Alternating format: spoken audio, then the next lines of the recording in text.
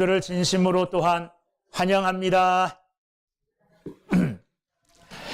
요즘은 아이들이 귀합니다.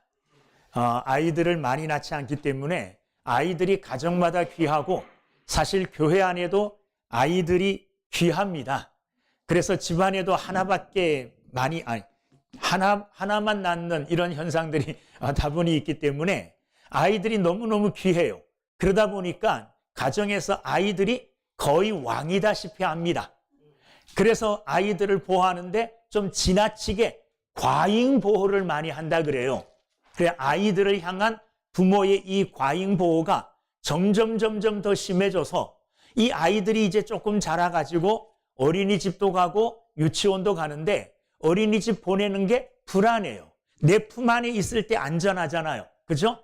부모가 그냥 눈을 부릅뜨고 지키니까 다치지도 않고 넘어지지도 않고 그러는데 어린이집 갔다가 아이들하고 싸우기라도 하면 어떡해요?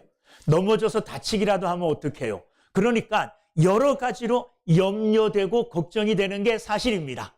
그런데 부모의 품을 어린 아이가 떠나는 게 부모가 바라볼 때 좀 위험해 보이고 또 그 떠나는 게 좀 불안해 보이듯이 성도들도 세상 가운데 나가는 게 좀 불안해 보일 때가 있어요. 교회 안에 있을 때는 우리 죄 짓지 않죠. 교회 안에서 우리 죄 짓다 나쁜 짓 하자 뭐 하자 이러지 않아요. 교회 안에서는 그래도 나름대로 신앙생활 하려고 애를 쓰잖아요. 그런데 교회 밖에 가면 어떤 일이 벌어질 줄 몰라요. 그 목사가 우리 성도님들이 이제 세상 밖에 나가서 직장 생활하거나 또 어디 가서 무엇을 할 때 사회 가서 밖에 가서 무슨 생활을 할 때 참 믿음 생활 잘 하고 있을까? 이런 걱정이 든다는 말이에요. 그렇다고 해서 부모가 아이를 평생 끼고 살 수 없잖아요. 어쨌든 그 아이는 자라면 밖으로 나가야 됩니다. 마찬가지로 우리 성도님들도 교회 안에서만 살 수가 없어요. 우리의 삶의 터전은 또 세상입니다. 세상에 나가야 돼요. 그래서 성경도 너희는 세상의 빛이라 그랬어요. 교회의 빛이 아니라 어디의 빛이요? 세상의 빛. 세상의 빛이 되려면 어떻게 해야 돼요? 세상으로 나가야 되죠. 세상으로 나가야 돼요. 그런데 세상으로 나가면 세상 속에서의 삶이 만만하지가 않아요. 세상 속에서 신앙생활, 믿음생활 잘 지키며 한다는 게 만만하지가 않다는 말이에요. 세상은 우리를 그냥 두지 않아요. 오늘 말씀 제목이 세상 속에 사는 그리스도인이에요. 여기 보면 두 가지 대립되는 단어가 있어요. 그리스도인 그러면 이것은 우리의 존재를 말해요. 우리의 정체성을 말해요. 여러분들은 누굽니까? 그리스도인이에요. 그리스도인이라는 것은 성도, 하나님의 백성이라는 말이에요. 그렇죠? 자, 그런데 이 세상 속은 우리가 생각하기에 좀 악하고 세상 속은 좀 죄악이 난무하고 있는 죄악이 있는 이런 곳이 세상이라고 말할 수 있어요. 그러니까 그리스도인은 우리의 신분을 말하고 우리의 정체성을 말하는데 그것은 거룩함을 말해요. 그리스도인이라는 말은 거룩하다는 말이잖아요. 그러니까 우리는 거룩한 존재예요. 저와 여러분들의 존재, 저와 여러분들의 정체는 뭐냐? 거룩한 그리스도인이에요. 그런데 거룩한 그리스도인으로 우리가 살아야 될 삶의 터전을 말해주는데 그 삶의 터전은 어디냐 하면 세상 속이라는 말이에요. 그래서 세상 속은 악하고 더럽고 죄악이고 그런데 그리스도인은 거룩해야 돼요. 자, 그러므로 많은 사람들이 세상 속과 그리스도인은 완전히 분리돼야 된다 이렇게 생각해요. 그런데 그렇게 분리될 수가 없어요. 우리가 예수 믿고 그리스도인이 되어서 세상과 완전히 분리되어 사는 게 아니잖아요. 여전히 그리스도인이 되었음에도 불구하고 세상 속에서 직장을 가지고 살아야 돼요.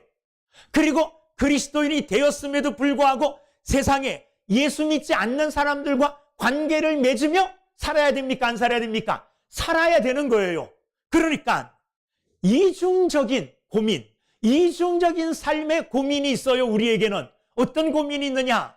내 정체를 보면, 내 존재를 보면 그리스도인으로 거룩한 사람인데, 그리스도인으로 거룩한 사람이 세상에 죄악 많은, 죄가 난무하는 이런 세상 속에서 살아야 된다는 거예요.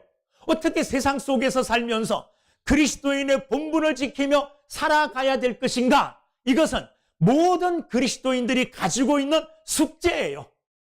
숙제예요. 특별히 이제 학교를 졸업하고 처음 사회로 나가는 우리 청년들, 젊은 사람들, 사회로 나가서 그리스도인으로, 그전에는 사회생활을 안 했기 때문에 교회 안에서만 살았기 때문에 여기서 죄 짓거나 뭐 다른 것 잘못 본받아 살 게 별로 없어요. 장로님들 본받아 살면 올바르게 살아가는 거고, 권사님들 본받아 살면 바르게 믿음 생활 하는 거예요. 할렐루야. 그러니까 타락하거나 뭐 다른 것 본받을 그런 조건이 아니에요. 그런데 세상 밖으로 나가요. 세상 속으로 들어가요. 그럼 거기는요, 교회 안에서 보던 사람들만 있는 게 아니에요. 우리를 사랑하고 우리를 존중해주고 우리를 귀하게 여기주는 이런 사람이 아니라 그 속에서는요, 서로가 자기의 이익을 위해서는요, 그냥 집 밟기도 해요. 자기의 이익을 위해서는 나를 해치기도 하는, 어떻게 보면 살벌하면서도 무서운 것이 어디냐면 세상 속이에요. 그럼에도 불구하고 우리는 세상 속에서 살아가야 돼요. 세상 속에 살아가면서 그리스도인답게 살아가는 것, 이게 우리가 가지는 숙제라는 말이에요. 오늘 다니엘서를 우리가 읽었는데 이 다니엘서에서 보여주는 청년들, 다니엘과 그의 친구들이 보여주는 그들의 믿음의 삶은 오늘 세상 속에서 살아가는 그리스도인들이 어떻게 살아야 가야 될 것인가의 기준, 그 본보기를 우리에게 보여준다고 해도 과언이 아닙니다. 다니엘서는 남쪽 유다가 바벨론에게 망해서 바벨론이 예루살렘을 포위를 합니다. 바벨론의 느부갓네살 왕이 이 유다가 자기들의 말을 잘 듣다가 아수르와 이제 교통을 하고 아수르와 연맹을 맺어 자기에게 도전을 하려고 하자 느부갓네살이 군사들을 동원하여 예루살렘을 포위해요. 그리고 예루살렘을 점령한 후에 예루살렘에 사는 이스라엘 유대인들 중에 똑똑하고 지혜롭게 생긴 청년들을 붙잡아 갑니다. 그리고 자기들 문화를 교육시켜요. 왕이 먹는 음식을 먹게 해요. 이렇게 해서 인재들로 길러가지고 자기들 나라에서 일할 수 있도록 이런 정책을 펴요. 이런 정책을 핀다는 말. 그러니까 다니엘과 잡혀간 이 젊은 청년들은 마치 바벨론은 뭐와 같느냐 하면 세상과 같아요. 끌려간 다니엘과 그의 친구들은 하나님의 백성들, 그리스도인들과 같아요. 이 그리스도인들이 세상 속에서 어떻게 부딪혀 나가고 어떻게 믿음의 삶을 당당하게 살아갈 것인가를 다니엘은 우리에게 보여주고 있다는 말이에요. 우리도 세상 속에 나가 살아야 돼요. 목사인 저도 세상 속에서 사는 것이고, 여러분들도 예배를 마치면 나가 세상 속에서 또 빛이 돼야 되고, 세상 속에서 소금이 돼야 되고, 세상 속에서 당당하게 그리스도인답게 살아가야 된다는 거예요. 어떻게 사는 것이 죄악 많은 세상 속에서 그리스도인답게 살아가는 올바른 방법인가? 이것을 오늘 말씀을 통해서 우리가 그 교훈을 얻고 말씀을 통해서 답을 얻어 우리 또한 다니엘과 그의 친구들처럼 세상 속에 나가 막 기죽지 말고 세상 속에서도 당당하게 그리스도인임을 나타내면서 믿음으로 살아갈 수 있는 여러분들이 되기를 주님의 이름으로 축원합니다. 느부갓네살이 이 예루살렘을 점령한 후에 크게 두 가지 일을 해요. 하나는 뭐냐 하면 자신들의 승리를 기념하기 위하여 예루살렘에 있는 성전 기물들을 다 가지고 가요. 그리고 자기들이 믿는 우상 신당에게 그것을 둡니다.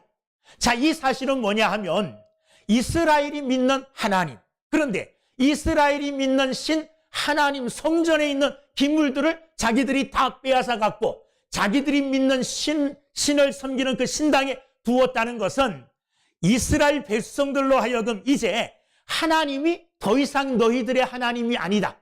더 이상 이제 너희들을 도울 수도 없다. 이런 것들을 의식적으로 심어주기 위하여 한 행동이에요. 하나님을 향한 믿음을 어떻게 해요? 흔들기 위해서 한 행동이라고요. 두 번째는 아까도 말씀드렸지만 젊은 청년들을 붙잡아 가요. 그래서 젊은 청년들로 하여금 바벨론 사상, 바벨론 학문과 바벨론으로 교육시키고 훈련을 시켜서 바벨론화, 바벨론과 같은 사람으로 만드는 이런 작업을 해요. 그래서 이스라엘 백성들에게 앞으로 대한 희망, 젊은이들이 앞으로의 희망이잖아요. 장래의 소망은 젊은이들에게 있는데 이 젊은이들에게 이스라엘의 교육을 시키는 게 아니라 여호와 하나님의 교육을 시키는 게 아니라 바벨론, 세속 문화를 교육시킴으로 이스라엘 백성들의 장래의 소망을 어떻게 해요? 다 허물어뜨리는 이런 일을 했다는 말이에요. 자, 이제 이 젊은 사람들이 바벨론으로 끌려갑니다.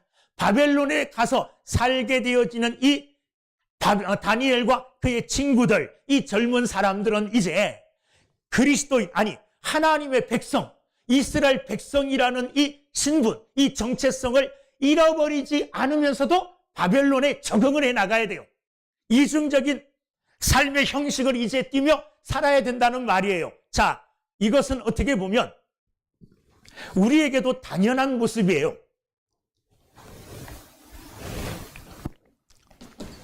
우리가 하나님을 믿는다고 하지만은 세상과 완전히 격리되어진 저 산 속에 들어가 믿는 게 아니잖아요.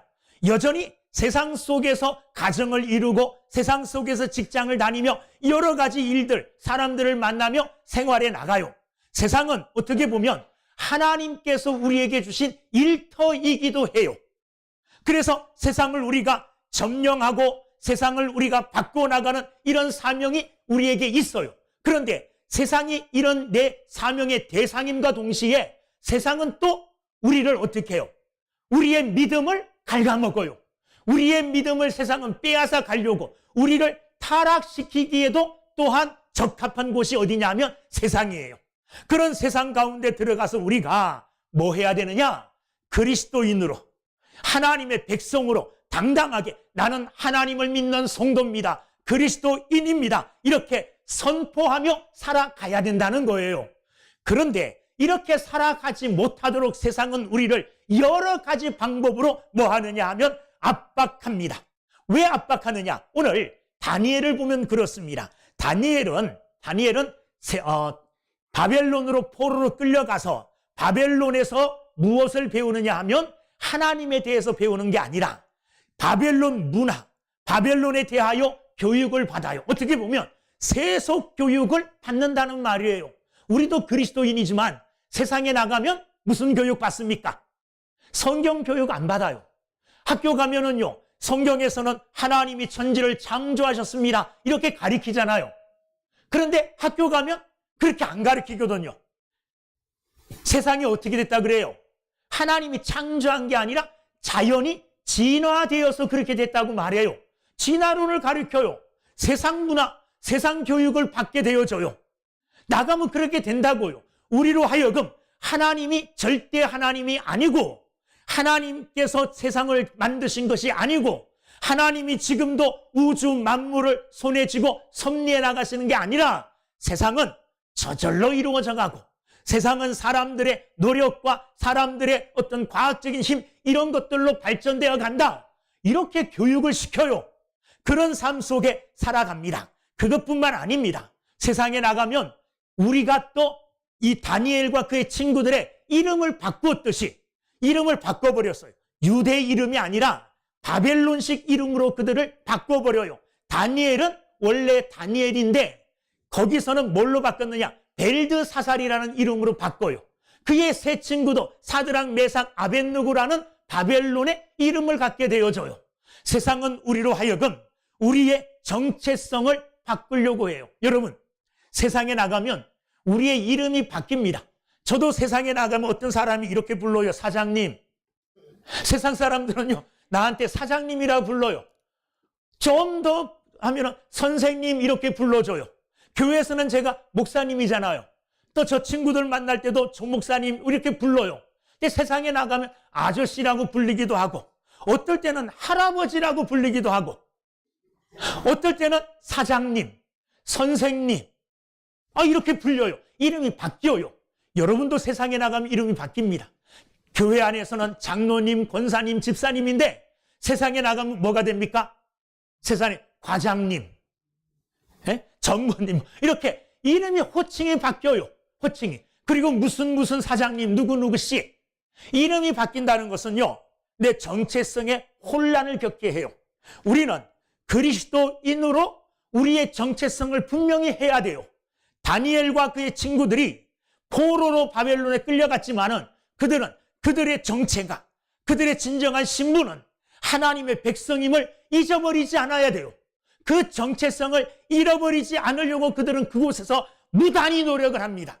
우리 또한 세상에 나가서 우리의 이름이 바뀌어지고 우리를 부르는 호칭이 바뀌어지더라도 우리는 여전히 하나님의 백성이라는 것, 여전히 저는 세상에 나가도 하나님이 거룩하게 불러주신 하나님의 종이라는 것을 잊지 않고 정체성을 잃어버리지 않고 살아가야 돼요. 우리 장로님, 권사님들도 세상에 나가서도 나는 여전히 존귀한 장로의 직분을 가지고 있고 권사의 직분을 가지고 있고 집사의 직분을 가지고 있는 존귀한 존재다. 이 사실을 잊어버리지 않아야 되는 거예요. 그런데 세상은 그것을 잊어버리도록, 그것을 망각하도록 여러 가지 방법들을 동원합니다. 심지어는 그들이 먹는 음식까지도 바꿔버려요. 왕이 먹는 기름진 음식으로 배부르게 하고, 그리고 그들이 얼굴이 번쩍번쩍 아름답게 윤나게 만들려고 해요. 세상 방법으로 그들을 변화시키고 그들을 바꿔놓으려고 애를 씁니다. 자, 이런 바벨론 속에서, 이런 세상 속에서 자기 자신의 정체성, 신분, 성도라는 것을 잊어버리지 않고 믿음을 지키기 위하여 다니엘이 가장 먼저 한 게 뭐냐 하면 뜻을 정한 거예요. 오늘 8절 말씀을 보면 다니엘은 뜻을 정하여, 이런 변화만은 또 우리를 세상적으로 세속화시켜 하나님과 거리가 먼 세상 사람으로 바꿔놓으려고 애쓰는 이 바벨론 문화 속에서 자신을 지키기 위해서 가장 먼저 한 게 뭐냐 하면 뜻을 정한 거예요. 뜻을 정한 거예요. 자, 8절 한번 읽어보겠습니다. 시작. 다니엘은 뜻을 정하여 왕의 음식과 그가 마시는 포도주로 자기를 더럽히지 아니하리라 하고 자기를 더럽히지 아니하도록 환관장에게 구하니. 자, 뜻을 정했는데 뜻을 정한 이유는 뭐냐 하면 뜻을 정한 이유는 자기를 더럽히지 아니하도록, 자기가 더럽혀지는 것, 세상 문화 속에 세속화되어져 가는 것, 세상 문화 속에서 하나님을 닮은 사람이 아니라 세상을 닮은 사람으로 바꾸어져 가는 것, 이것을 하지 않기 위하여 뭐 했다는 거예요? 뜻을 정하였다는 거예요. 그 뜻 정한 게 뭐냐 하면 왕의 음식을 안 먹겠다는 거예요. 왕이 주는 포도주를 마시지 않겠다는 거예요. 왜 그렇습니까? 그 당시에 왕이 먹는 음식, 이 음식들은 먼저 왕이 섬기는 우상에게 드렸다 나오는 거예요. 그러니까 우상에게 드려진 그 음식물을 먹음으로 나를 더럽히지 않겠다, 이렇게 뜻을 정하여 그 음식을 먹지 않겠습니다, 이렇게 거절한 겁니다. 여러분, 우리 또한 세상 가운데서 우리의 정체성을 지키고 올바른 믿음을 지키기 위해서는 뭐 해야 되느냐 하면 뜻을 정해야 됩니다. 뜻을 정해야 돼요. 뜻을 정한다는 말은 확실하게 내가 해야 될 것과 하지 말아야 될 것을 구분하는 겁니다. 선을 긋는 거예요. 이것은 내가 해도 되는 일, 이것은 하면 안 될 일, 이런 것으로 내가 분명하게 구분을 짓는 거예요. 이게 뜻을 정하는 거예요. 여러분, 그리스도인들이 세상에 나가 세상 속에서 살아갈 때에 나를 더럽히지 아니하고 하나님의 백성으로,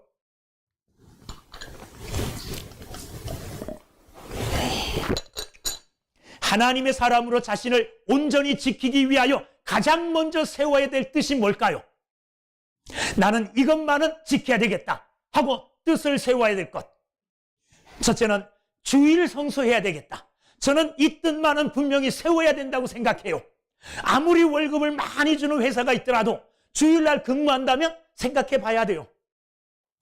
이렇게 저렇게 합리화시켜서 요즘 세상에 그게 어디 있어, 다른 날 지키면 되지, 새벽 예배 나가서 예배 드리면 되지, 이런 것들로 합리화할 필요가 없어요. 합리화할 생각을 하면 안 돼요.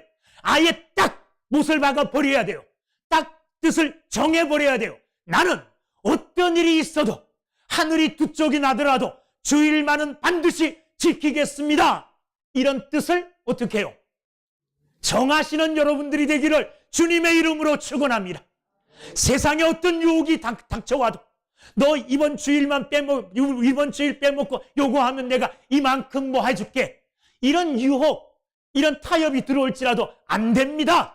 주일은 이미 내가 하나님께 드린 날입니다. 주일은 우리가 하나님께 이미 드린 날이에요. 주일은 우리가 하나님께 먼저 예배 드리고 작정한 날 아닙니까? 그러니까 어떻게 해요? 빼놓은 날이에요. 누가 이거 훔치려고 하면 안 돼요.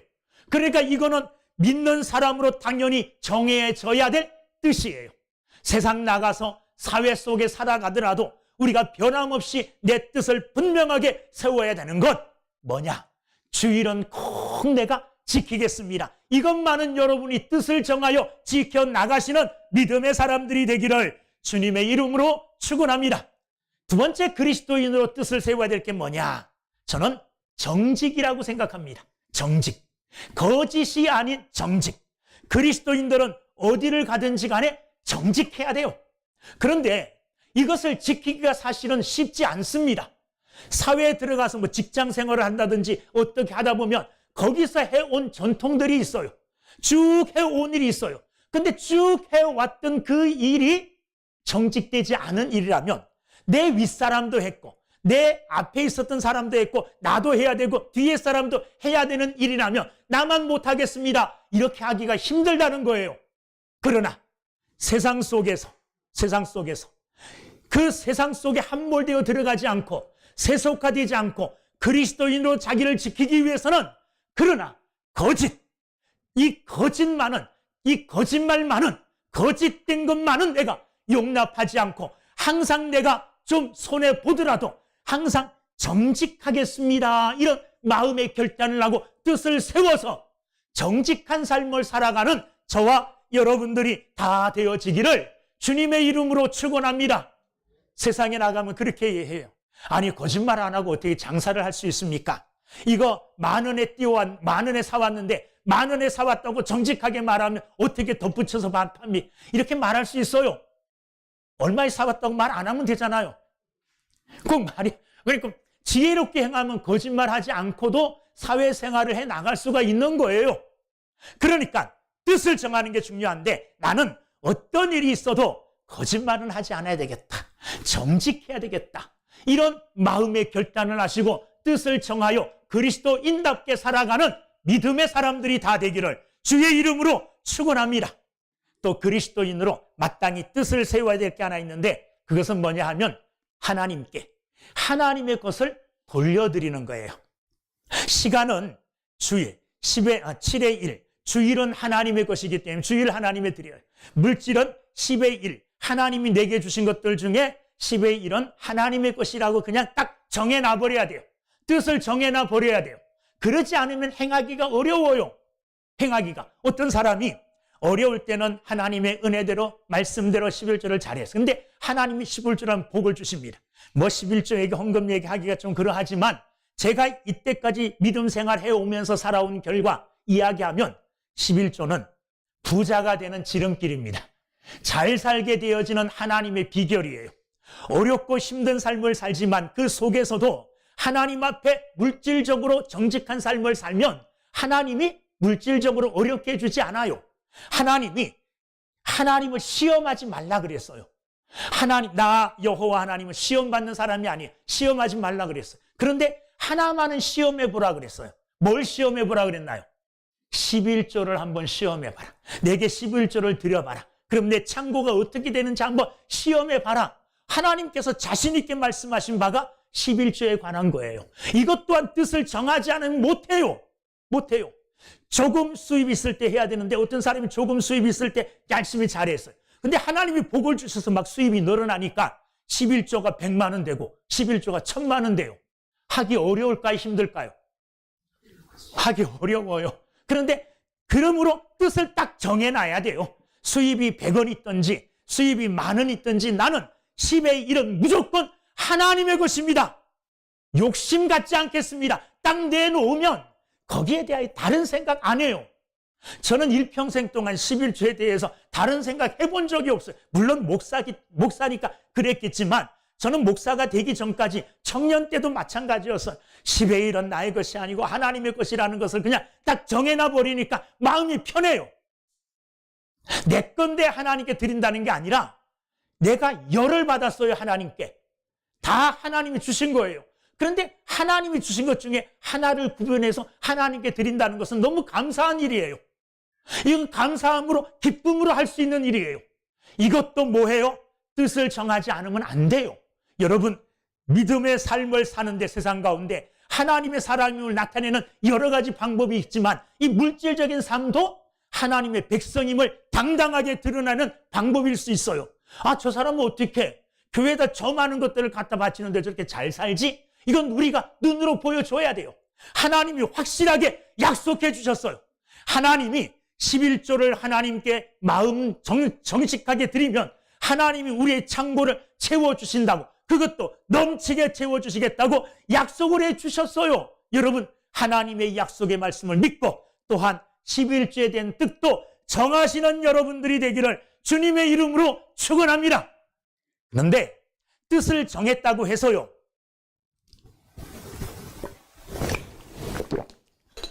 그 정한 뜻을 마음대로 행할 수가 없어요. 다니엘에게 있어서 정한 그 뜻을 행하기 위해서 가장 먼저 넘어야 될 선은 뭐냐 하면 자기들을 감독하는 총책임자 되는 환관장이에요. 이 환관장이 왕으로부터 명령을 받았어요. 포로로 끌려온 이 사람들을 잘 관리할 책임이 누구에게 있느냐 하면 이 환관장에게 있어요. 그런데 다니엘은 이 환관장의 벽을 넘기 위하여 환관장을 만났어요. 그리고 그에게 뭐 했느냐 하면 도움을 청했습니다. 8절, 자기를 더럽히지 아니하도록 환관장에게 구하니, 어떻게 보면 이 환관장은 다니엘의 편이 아니에요. 다니엘을 관리하고 다니엘을 책임지고 있는 책임자예요. 그런데 책임자인 이 환관장에게 다니엘이 뭐 했느냐 하면 도움을 구했다는 거예요. 적인 것 같지만은 넘어야 될 사람, 직접 찾아가서 도움을 청했다는 거예요. 그런데 어떻게 되었습니까? 9절에 보면 환관장에게 도움을 청했더니 하나님이 다니엘로 하여금 환관장에게 은혜와 긍휼을 얻게 하신지라. 다니엘이 가장 먼저 넘어야 될 사람, 가장 먼저 넘어야 될 그 사람을 만나서 그에게 도움을 청했더니 하나님께서 그에게 은혜를 주었어요. 하나님께서 그에게 은혜를 주어서 환관장이 그에게 기회를 주었다는 말이에요. 이건 무슨 말이냐 하면 우리가 하나님의 뜻을 정하고 그 뜻대로 살려고 결심하고 그 뜻을 이루기 위해서 어떤 일을 하면 불가능한 것들이 이루어진다는 말이에요. 만약에 직장에 취직을 했는데 내 바로 윗사람이, 내 바로 상관이 아주 나를 굉장히 막 부려먹고 나에게 막 심한 말도 하고 막 나를 힘들게 해요. 이 사람 때문에 죄 지을 것 같아요. 이 사람 때문에 수요 예배도 못 가고 금요일 기도회도 못 가요. 자꾸 그러니까 어떻게 해야 될까요? 불만만 쌓아놓지 말고 다니엘처럼 하나님께 기도하고 나아가 당당하게 그 사람에게 자기의 형편과 사정을 말하는 거예요. 나는 예수 믿는 사람이다. 난 그리스도인이다. 나는 예배 드리는 날 그 시간에 하나님께 나가 예배 드려야 됩니다. 나가서 당당하게 말하면 숨겨놓고 자기 혼자 속 끓이면서 불만하고 막 불평하고 그럴 것이 아니라 당당하게 나가 문제와 부딪히면 9절, 하나님이 은혜 주셔요. 아무리 강팍한 사람일지라도, 아무리 마음이 나쁜 사람일지라도 하나님이 그 마음을 감동시키면 하나님의 역사가 이루어지는 줄로 믿습니다. 하나님의 역사가 이루어져요. 하나님의 역사가요. 여러분 어떻게 해요? 정직하게 말할 때에 그런 거예요. 다니엘이 그에게 무슨 말을 했느냐? 아무 대책 없이 나간 게 아닙니다. 어떤 대책을 가지고, 대안을 가지고 그에게 나갔어요. 지금 환관장이 맡은 임무는 뭐냐 하면 자기에게 맡겨준 이 포로 소년들을 튼튼하고 아름다운 몸, 아름다운 얼굴을 가진 자로 잘 지키고 가꾸고 관리하는 거예요. 이게 책임이에요. 그런데 이 왕이 먹는 음식들, 기름진 것들, 포도주 이런 것들 먹고 얼굴이 기름지고 아름다워지는데 다니엘은 그걸 안 먹겠다는 거예요. 그러면서 대안을 내놓는데 그 대안이 뭐냐 하면 10일 동안 뭐 해보라는 거예요? 시험해 보라는 거예요. 10일 동안 우리에게 채소와 물만 먹게 하고 기름진 왕의 진수성찬을 먹은 아이들과 비교해 봐서 얼굴이 더 초췌하고 얼굴이 더 뭐 이렇게 잘못되거나 그러면 우리가 포기하겠다. 그러나 10일 후에 여전히 우리의 얼굴이 아름답고 우리의 몸이 건강하면 계속 채소만 먹게 해달라. 이렇게 대안을 가지고 이 환관장에게 나갔어요.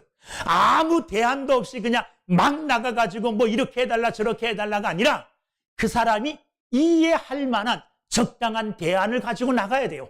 직장에서도 마찬가지죠. 내일 뭐 하는데 뭐 하겠어? 내일 뭐 주일인데도 우리 일이 밀려가지고 내일 다 나와서 일해. 그러면 무조건 나 내일 못 나와요. 이게 아니라 팀장님 내가 오늘 좀 남아서 늦게까지 내일 할 일을 다 해놓을 테니 내일 내가 주일 지키게 해주십시오. 대안을 제시하면 그 대안을 통하여 하나님이 은혜로 역사하는 거예요.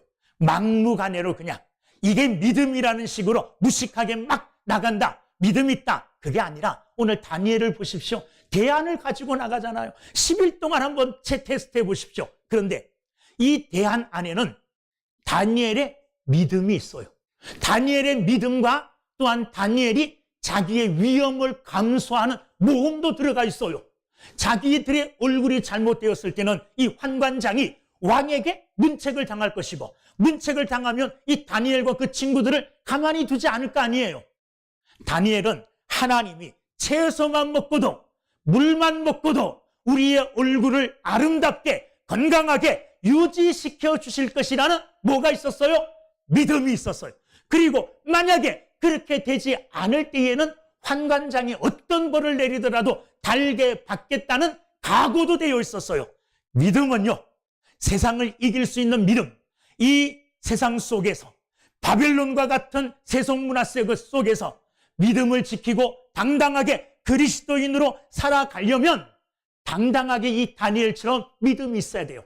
하나님이 반드시 우리의 믿음대로 해 주실 것이라는 믿음과 만약에 그렇게 되지 않았을 때에는 각오도 돼 있어야 돼요. 위험을 감수할 수 있는 이런 각오도 되어 있어야 된다는 겁니다. 그럴 때에 하나님이 역사하여 주시는 거예요.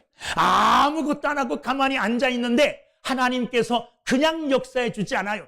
다니엘이 그냥 속으로만 이거 먹으면 안 되는데 끙끙끙 그리고 있는데 하나님이 갑자기 느부갓네살왕에게 그 아이들에게 그 음식 주시마 이러지 않는다는 거예요. 다니엘이 뭐 했습니까? 뜻을 정하는 것. 우리 또한 그리스도인으로 뜻을 정하는 게 중요해요. 가장 중요한 하나님 앞에서의 기본적인 믿음의 삶에 대하여 뜻을 반드시 정하고 이것만은 내가 하늘이 무너져도 지키겠습니다. 이런 각오가 있어야 돼요. 그것을 행할 때에 또한 따르는 위험도 감수해야 되고 그렇게 행할 때에 하나님을 확실하게 믿는 하나님에 대한 확실한 믿음도 가지고 그와 같은 일들을 행함으로 다니엘처럼 큰 은혜의 역사가 일어나는 여러분들이 되기를 주님의 이름으로 축원합니다. 어떻게 되었습니까? 10일 후에 이 환관장이 이 소년들의 얼굴을 보았더니 15절 말씀 14절부터 읽어보면 그가 그들의 말을 따라 환관장이 그들의 말을 들어주었다는 거예요. 그게 하나님의 은혜예요. 열흘 동안 시험했는데 열흘 후에 그들의 얼굴이 더욱 아름답고 살이 더욱 윤택하여 왕의 음식을 먹는 다른 소년들보다 더 좋아 보인지라. 할렐루야. 믿음대로 되었습니다. 믿음대로 뜻을 정하고 그 뜻을 행하였더니 지혜를 가지고 그 뜻을 행하였더니 하나님께서 그 믿음대로 되게 해 주셨어요. 얼굴이 더 아름답게 해 주셨고 더 윤택하게 해 주심으로 말미암아 16절 그리하여 감독하는 자가 그들에게 지정된 음식과 마실 포도주를 제하고 채식을 주니라. 그의 소원대로 되었어요. 어떤 소원입니까? 자기를 더럽히지 아니하게 하려고 하는 소원. 아까 얘기하려다가 못했는데 뜻을 정하는 것 중에 하나가 부정적인 뜻도 정해야 돼. 이건 안 하겠다. 뭐 안 해야 됩니까? 사실 그리스도인으로 안 해야 될 게 여러 가지가 있는데 특별히 세상에 나가면 가장 먼저 부딪히는 게 술, 담배예요. 술, 담배. 이건 그냥 안 하겠다고 뜻을 딱 정하는 게 좋아요. 술 많이 먹고 취해서 좋은 모습 못 보여줍니다. 담배 피고 이거 참 지저분하고 사람들도 아까도 저 교회에 오는데 저 앞에 담배 피는 사람이 오더라고요. 담배 피면서.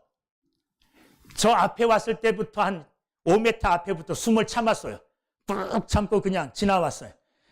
저 사람 저 갈 때까지 숨 안 쉬고 참았어요. 숨 참다가 죽을 뻔했어요. 숨 참고 지나왔어요. 그런데도 숨 풀고 옷의 냄새를 맡아보니까 여기 담배 연기가 배더라고요. 야, 이거 어떡하지? 교인들이 혹시 맡으면 어떡하나? 이렇게 털면서 왔다니까요. 그거 좋은 거 아니에요? 다른 사람에게도 불쾌감을 주고 내게도 몸에 유익이 안 되는 거잖아요. 그게 조금이라도 유익이 되면 권하겠어요.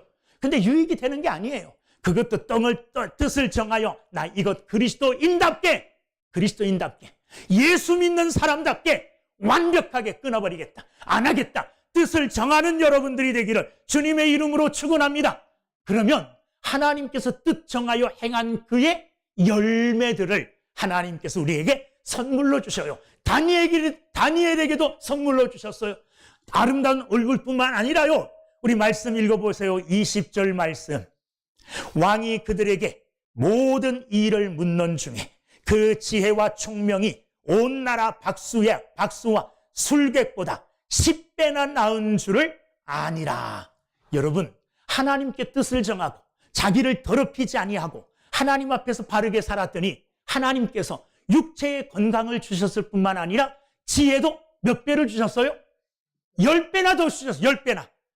10배나 더 주셨다는 말은 그 사람들이 저 아래 보인다는 말이에요. 하나님께서 뛰어난 지혜를 주셔서 다니엘로 하여금 포로로 끌려간 포로 신세지만 총리의 자리에 오르게 하시고 다니엘은 다른 왕들, 그 다음 왕이 되는 다음 나라가 세워지는 그때까지 왕이 돼요. 21절. 다니엘은 고레스 왕 원년까지 있으니라. 느부갓네살 왕 때뿐만 아니라 고레스 왕 바사 나라가 생겨진 그 고레스 왕 원년까지 다니엘은 존재하고 다니엘은 일할 수 있었다는 거예요. 10배의 지혜를 하나님이 주시고 이런 큰 은혜로 하나님이 갚아주셨습니다. 자, 우리 또한 세상 속에 나가 그리스도인이라는 것을 숨기고 세상 사람들과 똑같이 생활할 때는 아무런 변화가 없어요.